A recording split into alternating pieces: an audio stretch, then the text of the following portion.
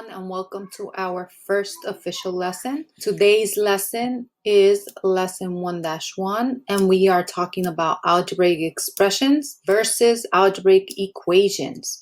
So what are you going to learn? What are my objectives for the day? We are going to be able to identify an equation as a statement of equality between two expressions. And we're going to be able to distinguish between an algebraic expression and an equation. You are going to be able to explain in your own words the difference between an algebraic expression and an algebraic equation. So let's go check out our do now. Okay, so let's start our do now. So it says answer the following. What number is in front of X? So I'm going to make you guys pause this and answer each of these questions. So you should have got, for number 1, the number in front of X is 5. For number 2, the number in front of X is 1/2. And for 3, tricky, the number in front of X is an invisible 1. So when you don't see a number in front of X, there's an invisible 1 in there. So now that we did the do now, let's try doing some definitions. Let's talk about some stuff. So let's go into thinking. What are the parts of an algebraic expression? So we have different parts. Those parts are important to identify an expression. An algebraic expression is a mathematical phrase that contains variables, it contains numbers, and it also contains operation symbols. So let's give some examples. All of the do now questions are algebraic expressions. So I'm going to stick with that first one. I could have a 5x. This expression contains numbers, which in this case would be a 5. It contains variables, which would be an x in our case, and it actually contains an operation symbol. What operation symbol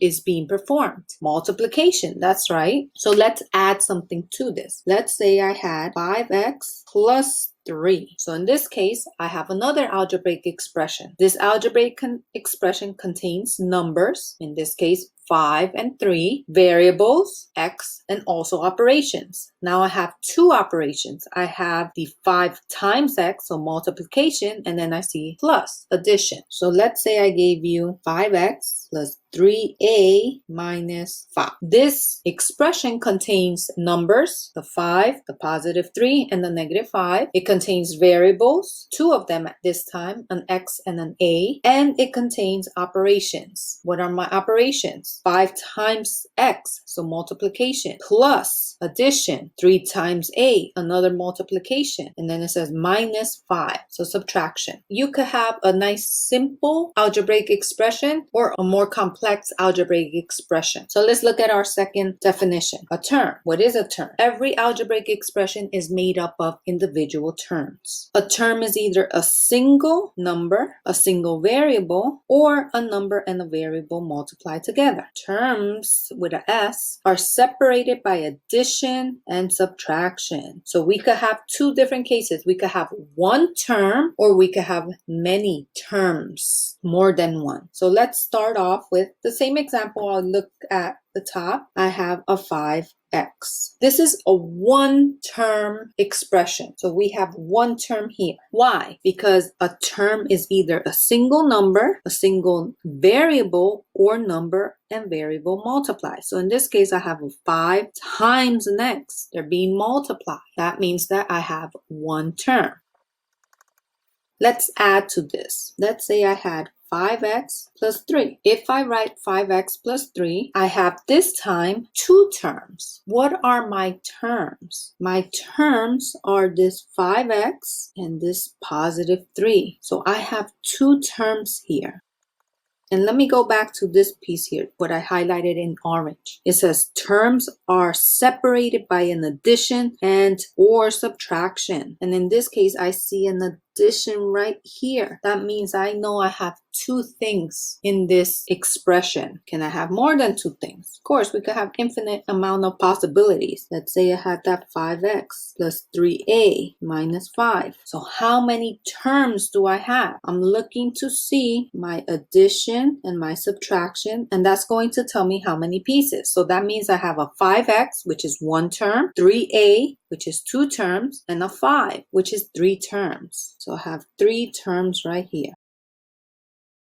Let's go to our next definition, variable. So variable is a quantity that is unknown or unspecified. Most often, variables are represented by a letter or a symbol. Some simple terms, our most famous variable is x. Why is x a variable? Because I don't know what x is. I'm going to need to figure out what x is, especially when I'm trying to solve something. Or x can actually be any possible number you could think of. If I write x on the board, I could ask you, what is x? If you say 2, you're right. If you say 3, you're right. If you say negative 100, you're right. It could be.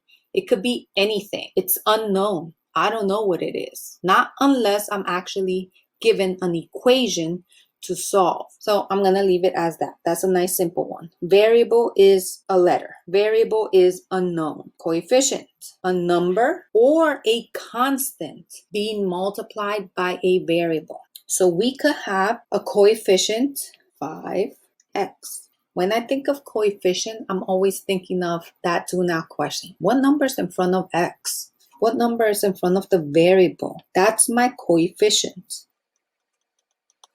Now, what if I just gave you the number 5?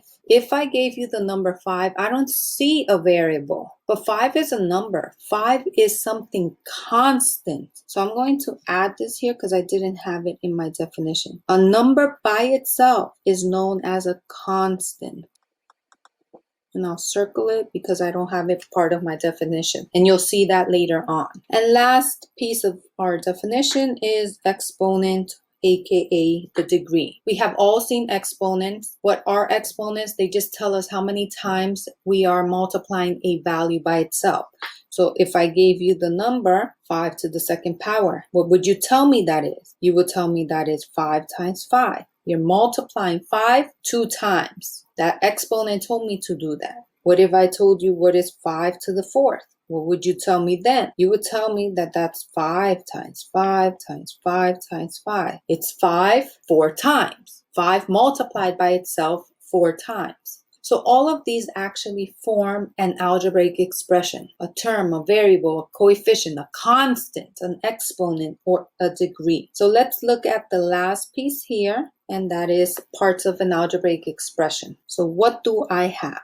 I have this a. This a is a number or something in front of x. So I am going to write, this is our coefficient. Then we have our famous x. What is x? X has to be the variable. And we have a little n here. What is this n? This is our exponent, or also known as our degree. I have a coefficient, a variable, and an exponent. This entire thing, that ax to the nth power, is our term. The whole thing is considered a term, one term. If I had plus or minus here, then I would have multiple terms. So let's go into example 1 and let's see how we can answer these. So for example 1, we're asked to identify the parts of each given algebraic expression. So we have algebraic expressions. We want to identify the terms, the variables, the coefficients, the constants, and the degree. So let's identify that. So let's start with term. What is the term? Yes, the term is the entire negative 3y to the fifth. Good. Let's do variable. What is the variable? There's only one letter. That means that y is the variable. What's the coefficient? Coefficient, the number in front of the variable, which in this case would be negative 3. Do I have a constant? Do I have just one number by itself? No, so there's no constant. So constant, none. What about the degree? The degree is the exponent, 5. All right, let's do number 2. What is the term? Good, x. What is the variable? X. What is the coefficient? Invisible 1. Don't forget there's an invisible 1 there. What's the constant? Do I have a number by itself? So none. And what is the degree? Invisible exponent. So the degree is 1. So I want you guys to try 3 and 4 and let's see if we get the same thing. Pause the video and try it on your own.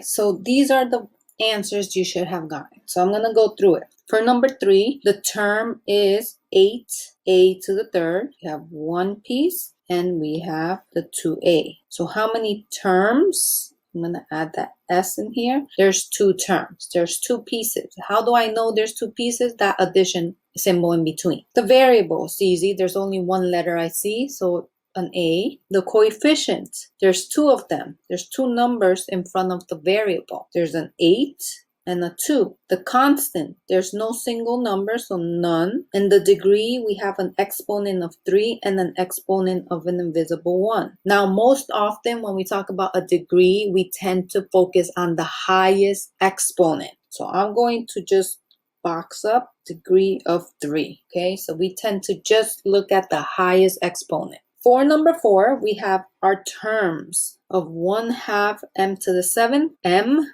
and 3. We have a variable of the letter m. We have a coefficient of 1/2 and 1. We have a constant. Now we have a constant because I see a single number with no letter behind it. So our constant is 3. And again, the degree that I have here is, or my exponents, I'm going to be a little more clear. My exponents I see are 7 and 1. But my degree is the highest exponent. So I'm going to box only the 7, because when we're talking about degree, we're looking for the highest power. So let's go down to our next page. So we have another thinking here. It says, what is an equation? So now that we know an expression, let's look at an equation. What's the difference? So an equation is simply a statement about equality of 2 expressions. In other words, anything that looks like the following is an equation. So we're always going to see expression number 1. We're going to see this super important piece, that equal piece, and we're going to see equals expression 2. So when you have an equation, what you're going to look for is this equal sign. This is important for an equation. If I don't have an equal sign, that means it is not an equation. So let's look at example 2. Which of the following is not an equation? Explain your answer. If you have an equation, identify the 2 expressions. So let's look at number 1. Is that an equation or is that an expression? I see a super important piece of information, equal sign. If I see an equal sign, that means I have an equation. So for part A, this is an equation. Why is it an equation? Because of the equal sign. Since I have an equation, that means I have 2 pieces. I have expression 1, the front is 3 plus 1, and expression 2 is the back piece, the 4 plus 0. You're always going to have something in the front equals something in the back. Always going to look similar to that. Could get very complex, but it's always going to look exactly the same. For number 2, is that an equation or an expression? And why? Yes, it's an equation because it has an equal sign again. So if it's an equation, what's the first piece and what's the back piece? Okay, so the front is x squared minus 2 and the back is just a simple 8. Those are my 2 expressions forming this equation. Number 3, is that an expression or an equation? This is an expression. Why is it an expression? There is no equal sign. Since it's an expression, I can't do part B. There's no two expressions, there's just one. Last one, number 4. Equation or expression, y. So equation because it has an equal sign. B, what are my two pieces? Good. So expression 1 is the front, which is 1 plus 3. And expression 2 is the back, which is just 6. So we have two different things. We have some expressions, some equations. So let's summarize what it is that we pretty much talked about. So the first one says equations are either true or false, depending on whether the two expressions are equal, which would be true or not equal. I want you to pay attention to that first statement because that's going to come back when we start solving. An important feature of an equation is that all equations always have an equal sign. So every time I see an equal sign, I should be thinking equation. When I don't see an equal sign, I should be thinking expression. And last thing, every algebraic expression is a mathematical phrase that contains variables, numbers, and/or operation symbols.